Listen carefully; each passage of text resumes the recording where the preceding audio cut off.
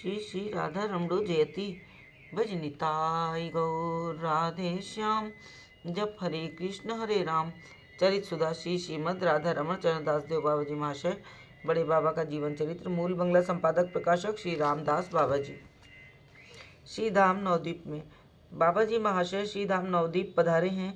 ये सुनकर बहुत से लोग आनंद विभोर हो उनके पास आने लगे। वे भी नाना प्रकार के भगवत प्रसंगों द्वारा उन्हें परम आनंदित करने लगे। एक दिन श्रीयुत मोतीलाल राय महाशय के बड़े लड़के श्रीयुत धर्मदास राय महाशय बोले, दादा, श्री गौरांग देव की बहुत तरह की लीलाएं हैं। जो लोग व्रज के विशुद्ध माधुर्य भाव के उपासक हैं उनके लिए कौन सी लीला विशेष रूप से हितकर और आस्वाद्य है। बाबा जी, भाई निताई गौरांग सर्व तत्वमय हैं। ऐसा कोई भाव नहीं जो श्री गौरांग में न हो। फिर भी भावों में अंतर और तारतम्य तो है ही। भाव निधि श्री गौरांगी भावेर साबल्य, सब भाव हईते राधा भावेर प्राबल्य। जो लोग अपनी सीधी देही में गोपी भाव का आरोप कर राधा गोविंद लीला में प्रवेश करना चाहते हैं, वे यदि श्री गौरांग देव को राधा रानी न माने तो उनका लीला में प्रवेश करना कष्टकर होगा। वे स्वयं भक्त भाव अंगीकार कर जगत के आदर्श बने थे। पूर्व लीला की अपेक्षा उत्तर लीला में माधुरी की अधिकता है, ये मानना पड़ेगा। धर्म अच्छी तरह नहीं समझा। बाबा जी, नवद्वीप के बहुत से भक्त श्री गौरांग देव को जिस दृष्टि से देखते थे अथवा जिस भाव से आस्वादन करते थे, वो भाव उन्हें अपने आप को अच्छा नहीं लगता था। इसी कारण वे संन्यास लेकर नीलाचल चले गए और वहाँ गंभीरा में रहकर स्वरूप दामोदर और रामानंद राय को साथ ले अपने भाव का आस्वादन करते थे। संन्यास के बाद वाली जो सब लीलाएं हैं वे ही भक्तजनों को विशेष प्रिय और आस्वाद्य हैं, परंतु ऐसा मालूम होता है गुरुदेव और कर्ता बाबा जी महाशय को अच्छी नहीं लगी। कर्ता बाबा जी, देखो भाई, रसराज श्री गौरांग के संन्यास की बात सोचते या कहते हुए तुम लोगों को कष्ट नहीं होता। हम संन्यास फन्यास नहीं मानते। हमारे नागरेंद्र चूड़ामणि रसमय गौर किशोर तो घवल पाटेर जोड़ परे छे, रांगा रांगा पाड़ दिए छे, चरण ऊपर दुले जे छे कोचा, बांकमल सोनार नुपुर बेजे जे छे, मधुर मधुर रूप देखिते भुवन मूर्छा, दीघल दीघल चाचर चूल ताय गुजे छे चापर फूल, कुंद माल तीर माला बेड़ा जोटा, चंदन माखा गोरा गाय, बाहु दुआ लाए चले जाए, कपाल माझे भुवन मोहन फोटा, बाहुल्य हेलन दोलन देखी हितिर शुंड किसे लिखी, नयान बयान देनो कुंदिए कोंदा, मधुर मधुर कै गो गथा, श्रवण मनेर घुचाए व्यथा, चांदे जेनो उगारई सुधा। गौर किशोर के इस रूप को छोड़कर हम अन्य किसी रूप को न तो मानते हैं और न स्वीकार करते हैं। बाबा जी, यदि मेरा अपराध ग्रहण न करें तो मैं दो एक बातें कहूँ। करता, इसमें क्या बात है। भगवत लीला प्रसंग तो वाद अनुवाद द्वारा गुरु शिष्य को समझने ही चाहिए। बाबा जी, श्री गौरांग अवतार का मुख्य उद्देश्य है स्वयं को आस्वादन करना। यथा श्री राधाया प्रणय महिमा की दृशो वान यैवास्वाद्यो येनाद भूतम धुरिमा की दृशो व मदीयः सौख्यम चास्या मदनुभवतः कीदृशं वेत्ति लोभातद् भवाढ्यै समजनि शचिंगर्भ सिंधौ हरिंदु। अर्थात श्री राधा की प्रणय महिमा कैसी है, वे मेरे जिस अतिशय माधुर्य का आस्वादन करती हैं वो सुख कैसा है, ये तीन वासनाएं श्री कृष्ण के मन में उठी। उन्होंने देखा कि राधिका का भाव अंगीकार किए बिना मेरी इन वासनाओं की पूर्ति नहीं हो सकती, क्योंकि मैं विषय होने के कारण विषय जातीय सुख का ही उपयोग करता हूँ।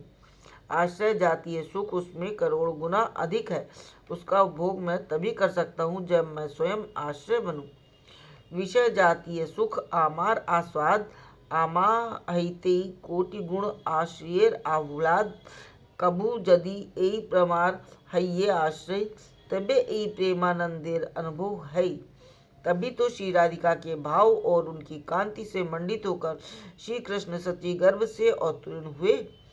स्वयं नागर भाव का उल्लंघन कर नागरीगण के साथ सब रसों का आस्वादन करना तो श्री कृष्ण का स्वाभाविक भाव है। इसके लिए अन्य अवतार की क्या आवश्यकता थी। श्री राधा भाव अंगीकार कर श्री कृष्ण को आस्वादन करना ही जब श्री गौरांग अवतार का प्रधान उद्देश्य है, तब यदि हम उन्हें उसी भाव से न भजें तो क्या हमारे भजन से उन्हें सुख होगा। आपने कहा कि हम श्री गौरांग का संन्यास नहीं मानते। हम किसी के प्रति पूर्ण रूप से भक्ति करें और उसके कुछ व्यवहारों को मानें, कुछ को छोड़ दें, तो उसे पूर्ण रूप से मानना हुआ क्या। यदि गौरांग को मानना है तो उनकी बाल्य चपलता, पौगंडावस्था की उद्धतता, किशोर अवस्था का विद्यामद, यौवन का निष्ठुर व्यवहार और संन्यास, ये सब मानना होगा। श्री गौरांग देव के इतने परिकर थे, पर स्वरूप दामोदर और राय रामानंद, इन दो को ही वे इतना क्यों चाहते थे। गदाधर पंडित गोस्वामी को ही गोपीनाथ सेवा और टोटा में वास स्थान क्यों दिया। कोई ये न समझे कि मैं श्री गौरांग देव के परिकरों के अंतरंग और बहिरंग कोटियों में विभक्त कर रहा हूँ। हमारे लिए तो सभी पूज्य हैं। ये श्रीमन महाप्रभु की दृष्टि से पता चलता है कि ये जिस भाव को स्वयं पसंद करते थे, उसमें जिस किसी की सहायता मिलती थी, उसे वे अंतरंग मानते थे। स्वरूप दामोदर और राय रामानंद, ये दोनों महाप्रभु को श्री राधा रानी के अतिरिक्त कभी भी और किसी भाव से नहीं देखते थे। यही कारण था कि महाप्रभु अपना मनोभाव व्यक्त करें या न करें, ये उनका मनोभाव जान लेते थे और उसी भाव के अनुकूल पद गाकर और श्लोक उच्चारण कर या बातचीत कर उन्हें संतुष्ट करते थे। करता, तुम कुछ भी कहो भाई, सन्यास की बात मन में आते ही हमारे प्राणों में जाने क्या होने लगता है। उन्हें घुंघराले केशों से हीन मुंडित मस्तक वाला गेरुआ वस्त्रधारी भिखारी के वेश में हम नहीं देख सकते।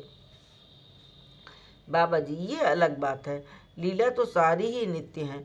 भावुक साधक के लिए नवदीप लीला भी नित्य है और नीलांचल लीला भी। जिसे जो प्रिय लगे वो उसी को लेकर उपासना करे, किसी को कोई आपत्ति नहीं होगी। पर यह कहने से कि हम अमुक लीला नहीं मानते, वैषम्य दोष लगता है। भगवान के अनेक रूप, अनेक नाम, अनेक धाम, अनेक वेश हैं। जिन्हें जो नाम, जो वेश, जो धाम, जो रूप अच्छा लगे, वो उसी को लेकर उपासना करे। इसमें किसी को क्या आपत्ति हो सकती है। हमें अद्वेष्टा होना चाहिए। मैं जिनका भजन करता हूँ, मेरे लिए वही सर्वश्रेष्ठ हैं। ये तो ठीक है, पर दूसरा व्यक्ति जिसका भजन करता है वो सर्वापेक्षा निकृष्ट है, अतः उसे मैं नहीं मानता, ये कहाँ तक उचित है। धर्मदास, दोनों ही लीलाएं नित्य हैं, ये बात मैं अच्छी तरह नहीं समझ पाया। एक व्यक्ति दो अवस्थाएं क्या सदा मौजूद रह सकती हैं। बाबा जी, यही तो भगवान की भगवत्ता है। वे जब भी जहाँ भी जो लीला करे वही नित्य है, इसमें कोई संदेह नहीं। जो लोग सन्यास को मानना नहीं चाहते, मैं उनसे पूछता हूँ कि यदि कोई उनके रस में नागरेंद्र चूड़ामणि गौर को कृष्ण चैतन्य नाम से संबोधित करे तो क्या वे नहीं सुनेंगे। करता, सो क्यों नहीं। श्री कृष्ण चैतन्य नाम तो हम भी अस्वीकार नहीं करते। हमारा तो यही नाम इष्ट मंत्र है। बाबा जी, फिर तो आप सन्यासी की ही उपासना करते हैं। रसमय गौरांग सुंदर नाम का नाम तो श्री कृष्ण चैतन्य नहीं, श्री कृष्ण चैतन्य नाम का उच्चारण करते ही श्री गौरांग का संन्यास वेश सामने आता है। जिस प्रकार केशी मथन, कंस निषूदन, मथुरा नाथ कहने से भिन्न भिन्न रूप वाले कृष्ण का बोध होता है, उसी तरह नदिया विहारी गौर किशोर कहने से नटवर गौर सुंदर और श्री कृष्ण चैतन्य कहने से मुंडित मस्तक गेरुआ वस्त्रधारी नीलांचल विहारी गौरांग का बोध नहीं होगा क्या। इस प्रकार नाना प्रकार की भगवत कथा प्रसंगों में बहुत समय बीत गया। यथा समय सबने स्नान नित्य कर्मादि पूरा कर महाप्रसाद पाकर विश्राम किया। दूसरे दिन बाबा जी महाशय 8 बजे के लगभग गंगा स्नान की इच्छा से साथियों सहित बड़ाल घाट पर गए। वहां जल क्रीड़ा करते करते डुबकी लगाई और लापता हो गए। 10 मिनट तक सब उस स्थान पर किसी प्रकार की हलचल न दिखी तो साथी लोग व्याकुल होकर चारों ओर ढूंढने लगे। कोई डुबकी लगाकर, कोई तैरकर, कोई किनारे पर आकर खोजने लगा। जब कहीं पता न लगा तो द्रुत गति से आश्रम जाकर परम गुरुदेव वृद्ध बाबा जी महाशय को सूचित किया। वे मृदु भाव से हंसकर बोले, कोई चिंता नहीं, वो जादूगर का बेटा तुम लोगों को परीक्षा लेने की दृष्टि से डुबकी लगाकर स्टीमर घाट की ओर जा रहा है। वहां चले जाओ, मिल जाएगा। सुनकर वे लोग तीव्र वेग से स्टीमर घाट की ओर दौड़कर गए। वहां प्रायः 10 मिनट तक चारों ओर खोजते रहे। उसी समय बाबा जी महाशय एकाएक जल के भीतर से निकल आए। साथियों के मृत शरीरों में प्राण आ गए, मानो प्राण आ गए। वे व्याकुल होकर रोते रोते जल में कूद पड़े और उन्हें पकड़ लिया। उन्होंने भी स्नेहपूर्वक एक एक कर सबको आलिंगन किया। फिर हंसते हंसते पूछा, मैं यहाँ आ गया हूँ, ये तुम्हें किसने बताया? साथी बोले, और कौन बताएगा। बहुत देर तक खोजने पर भी जब आपका पता न चला तो हम लोगों ने जाकर दादा महाशय को बताया। वे हंसकर बोले, कोई चिंता नहीं, वो जादूगर का बेटा तुम्हारी परीक्षा लेने के विचार से डुबकी लगाकर स्टीमर घाट की ओर जा रहा है, वहां मिल जाएगा। बाबा जी, अरे पगलों, ऐसी पागलपने की बातें क्या दादा महाशय से कहने की हैं? साथी, उनसे ना कहें तो क्या करें, हम लोग तो हताश हो गए। आप ऐसी निष्ठुरता करेंगे हमने स्वप्न में भी नहीं सोचा था। बाबा जी, निष्ठुरता नहीं, डुबकी मारते ही सोचा कि देखूं डुबकी लगाए कितनी दूर जा सकता हूँ, तो यहाँ तक आ गया। तुम लोग इतने परेशान क्यों हो गए? मैं यथा समय आश्रम पहुँच जाता। साथी, आदमी क्या इतनी देर तक शांत बैठा रह सकता है?